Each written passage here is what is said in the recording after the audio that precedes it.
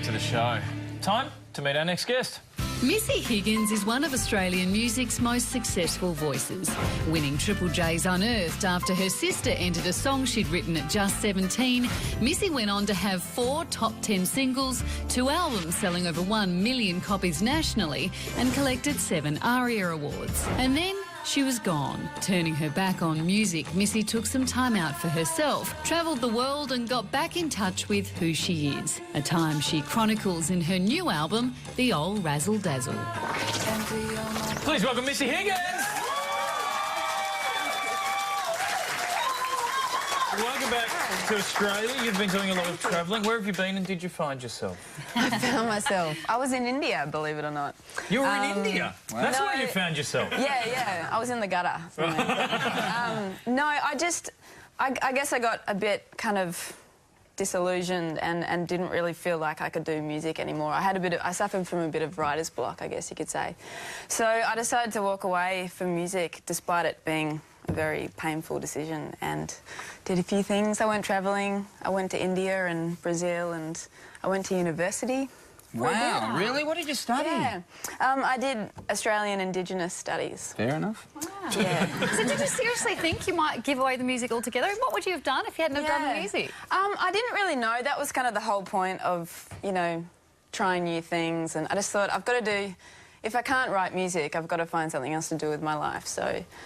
Sure, you just had a bad day, though. I mean... So hang on, wait, you ended up back at music, but did you, like, learn, like, carpentry or something while you were out there? Like, do you have a trade to fall back on? I don't. Well, that's the thing. I kind of discovered that I can't actually do anything else. Yeah, but you're really good at music, so thanks, well, I thought, welcome back. In the end, I just thought, you know what, I can do this pretty well, and I think anything else I would have tried, I'd be fairly mediocre at, so... Well, Missy, what got you back into the studio then? Is it just that realisation that, hey, I'm not so good at everything else, or...? Kind of, yeah. I think I just... you know, it was a few years, I think, between albums, and I hadn't played for so long. My manager, actually, he called me up. He said, I know you've told me that you don't want to do any shows anymore and to not contact you, but I thought you'd want to know about this. And it was Lilith Fair, which is Sarah McLachlan's all-female tour.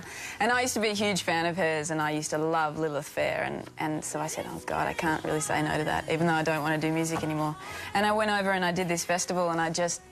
absolutely, yeah, all these feelings came flooding back, and I just thought, my God, what about... this is so stupid. I love music, yeah, you know. And music loves you. And the studio that you went to record the album was in Nashville. I mean, you're not country and western. That's weird. Is that weird? Why Nashville? Well, so when I got kind of re-inspired again, I decided that I needed to kind of get out of my comfort zone. So I went to America. I put an email out to all my friends saying, if any of you want me to mind your place while you're on tour, or feed your dog, or water your plant, or whatever, I'm your person. So I got about 6 people say, yeah, I need my place minded for this. So I ended up travelling across America, just staying in all these places while people are away, and ended up in Nashville, and I met Butterfly Boucher, who's an Australian female singer-songwriter, and we hit it off, and yeah, we just started co-writing. And... Were you staying in Keith Urban's house? Or? No, I wasn't. Now, you were recently voted Australia's sexiest vegetarian. How is it being a competitive vegetarian? Do you know, I found that out this afternoon because my mum texted it to me. She's like, congratulations!